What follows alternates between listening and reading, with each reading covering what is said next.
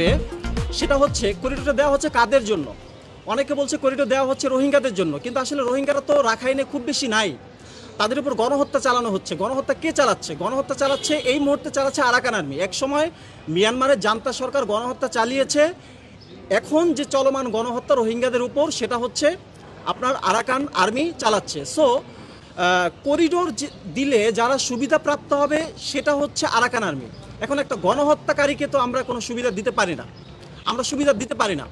এখন এই যে মানে আরাকানকে রাখাইনে করিডোর দেওয়াটাকে আমরা তুলনা করতে পারি মানে মধ্যপ্রাচ্যের যে দুইটা রাষ্ট্র আরব আমিরাত এবং বাহরাইন, তারা যে 2020 সালে ইসরায়েলের সাথে একটা চুক্তি করে, নাম হচ্ছে আব্রাহাম অ্যাকর্ড বা আব্রাহাম চুক্তি, সেই চুক্তির সাথে আমরা তুলনা করতে পারি। এখন সেই চুক্তিটা করা হয়েছিল মানে ফিলিস্তিনিদের স্বার্থকে উপেক্ষা করে, ইসরায়েলের স্বার্থের দিকে লক্ষ্য করে। একইভাবে এখন যে গভর্নমেন্ট মানে মানবিক করিডোর করতে যাচ্ছে, মানবিক করিডোর দিতে যাচ্ছে, অথবা অন্য কোনো নামে অন্য কিছু দিতে চাচ্ছে, সেইটাকে আমরা তুলনা করব সেই আব্রাহাম অ্যাকর্ডের সাথে তুলনা করব। মধ্যপ্রাচ্যে যেরকম মধ্যপ্রাচ্যের আরব রাষ্ট্রগুলো স্বার্থ সংশ্লিষ্ট যে কোনো বক্তব্য, যে কোনো কথা, যে কোনো চুক্তি হতে হবে ফিলিস্তিনকে কেন্দ্র করে, একইভাবে আমাদের পার্শ্ববর্তী রাষ্ট্র মিয়ানমারে রাখাইনে যদি বাংলাদেশের কোনো কিছু করতে হয়, কোনো কিছু দিতে হয়, সেটা রোহিঙ্গাদেরকে দিতে হবে। বাংলাদেশের এটা সার্বভৌমত্বের সাথে সম্পর্কিত, নিরাপত্তার সাথে সম্পর্কিত বিষয়। এখন বিষয়টা হলো, যদি গভর্নমেন্ট করিডোর দেয়, সেটা হচ্ছে এই করিডোর দেওয়াটা হবে অ্যাকচুয়ালি আরাকানকে দেওয়া।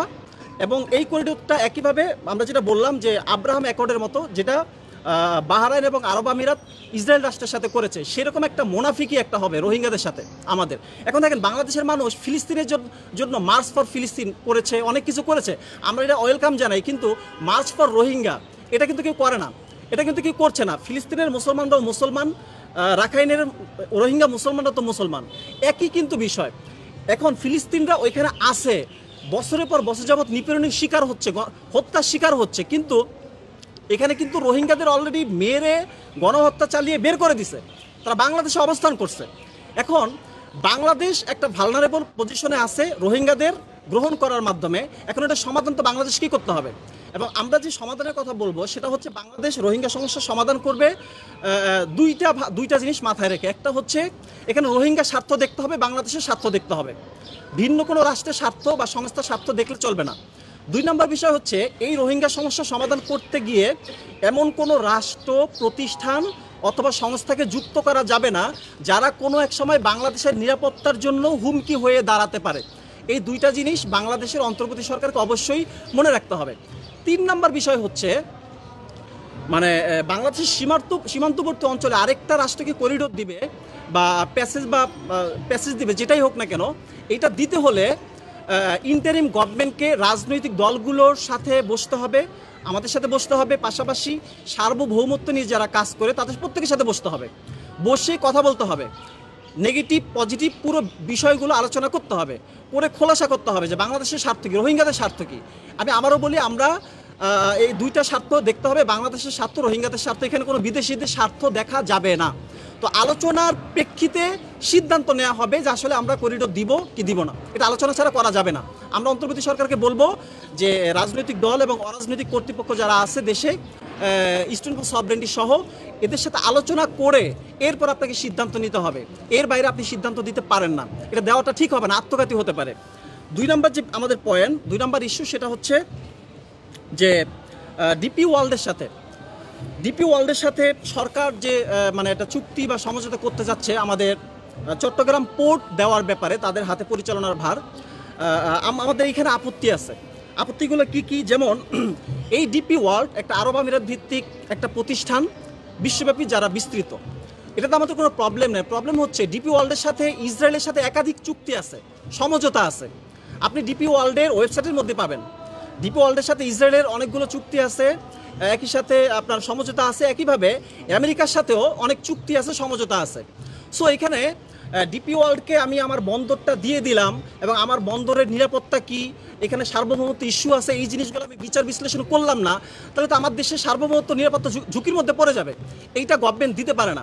এখানে ডিপি ওয়ার্ল্ডের হাতে দেখ বা অন্য কারোর কাছে দেখ, সক্ষমতা বাড়ানোর নামে যদি দিতে চায়, সেটা অবশ্যই বিচার বিশ্লেষণ করতে হবে।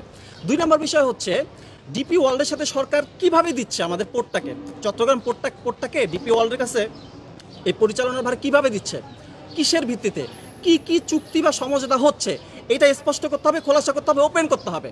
এখানে গোপন কিছু করা যাবে না।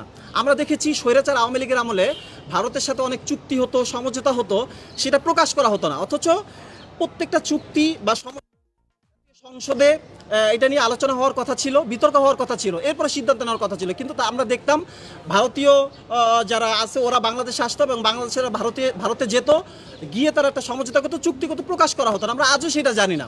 তো আমরা একইভাবে অন্তর্বর্তী সরকারকে বলবো যে স্বৈরাচার আওয়ামী লীগের আমলের মতো কোনো চুক্তি, কোনো সমঝোতা সেইটা গোপন রাখা যাবে না, স্পষ্ট করতে হবে। অতএব করিডোর বিষয়ে সরকারকে স্পষ্ট করতে হবে সরকারের অবস্থান কি। চট্টগ্রাম পোর্টের যে পরিচালনার দায়িত্ব, একাংশের দায়িত্ব, সেটা যে তারা ডিপি ওয়ার্ল্ডকে দিতে চাচ্ছে, এই ডিপি ওয়ার্ল্ডকে কিসের ভিত্তিতে, কি কি চুক্তি বা কি কি সমঝোতার মাধ্যমে দিচ্ছে, এটা স্পষ্ট করতে হবে, কোনো কিছু গোপন করা যাবে না। আমাদের 3 নম্বর পয়েন্ট হচ্ছে ডিপি ওয়ার্ল্ড হোক অথবা করিডোর হোক, এই দুটো জিনিসই রাজনৈতিক অরাজনৈতিক কর্তৃপক্ষের সাথে আলোচনা করতে হবে, বিচার বিশ্লেষণ করতে হবে, ভালো মন্দ, নেগেটিভ পজিটিভ, এটা অ্যানালাইসিস করতে হবে, করে তারপরে সিদ্ধান্ত নিতে হবে। না করে এটা সিদ্ধান্ত নেওয়া যাবে না। সাধারণভাবে আমরা কি দেখি, একটা বিদেশের সাথে বা ভূকৌশলগত গুরুত্বপূর্ণ বিষয়গুলো নিয়ে যখন বিদেশের সাথে চুক্তি হয় বা বিদেশের কাছে দেওয়া হয়, সেটা জাতীয় সংসদে আলোচনা হয়, তর্ক বিতর্ক হয়, এরপর একটা সিদ্ধান্ত পাস হয়। তো যেহেতু এখন সংসদ নাই, অন্তর্বর্তী সরকার এককভাবে কোনো কিছু দেওয়ার রাইটস রাখে না। অতএব বাংলাদেশের দায়িত্বশীল রাজনৈতিক যে দলগুলো আছে এবং আমরা যারা আছে সার্বভৌমত্ব নিয়ে কাজ করি, আরও যারা আছে, প্রত্যেকের সাথে আলোচনা পর্যালোচনা করে তারপরে সিদ্ধান্ত নিতে হবে। আলোচনা পর্যালোচনা না করে সিদ্ধান্ত নিলে এটা বাংলাদেশের জন্য আত্মঘাতী হতে পারে, নিরাপত্তা ঝুঁকি তৈরি করতে পারে। এবং বিশেষ করে এই অঞ্চলে আমাদের ইন্দো প্যাসিফিক স্ট্র্যাটেজি যেটা আছে আমেরিকার, ইন্দো প্যাসিফিক স্ট্র্যাটেজি মানে চীনের বিরুদ্ধে যে একটা জোট আছে, সামরিক কোয়াড যেটাকে বলা হয়, এই জোটের মধ্যে আমরা পা দিতে পারি, এটা ভিন্ন নামে ভিন্ন পন্থায়, এই পোর্টের মাধ্যমে অথবা করিডোরের মাধ্যমে। এবং এইটা দিলে যেটা হবে, চীন এবং আমেরিকার মধ্যে যে একটা মানে একটা মানসিক দ্বন্দ্ব, এই দ্বন্দ্বের পাঠার বলি হবে বাংলাদেশ। কাজী স্টেট অফ সভরেন্টি কখনোই চায় না বাংলাদেশ কোনো রাষ্ট্রের প্রক্সি রাষ্ট্র হোক, বাংলাদেশ কোনো পরাশক্তির কারণে মানে পাঠার বলি হোক, এটা আমরা চাই না। সো সরকারের কাছে আমাদের আহ্বান থাকবে যে রাজনৈতিক অরাজনৈতিক কর্তৃপক্ষের সাথে আলোচনা পর্যালোচনা না করে কোনোভাবেই করিডোর, প্যাসেজ বা চ্যানেল অথবা ভিন্ন নামে যে কোনো কিছুই আরাকানে দেয়া যাবে না। একই সাথে ইসরায়েল এবং আমেরিকার অত্যন্ত ঘনিষ্ঠ প্রতিষ্ঠান ডিপি ওয়ার্ল্ডের হাতে আমাদের চট্টগ্রাম পোর্টের পরিচালনার ভারও দেওয়া যাবে না। এটাই ছিল আজকে আমাদের সংবাদ সম্মেলনের মূল বিষয়বস্তু। সবাইকে ধন্যবাদ জানাচ্ছি। আপনাদের যদি কোনো প্রশ্ন থাকে।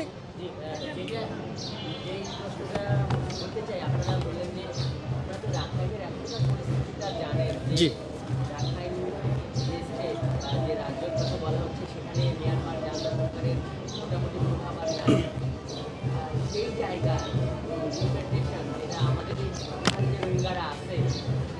তাদের মানে একটা বিষয় সংকট নিরসন, আরেকটা হলো তাদের প্রত্যাবাসন এবং ভবিষ্যৎ সেখান থেকে আবার যাতে রোহিঙ্গা জনগোষ্ঠী না আসে।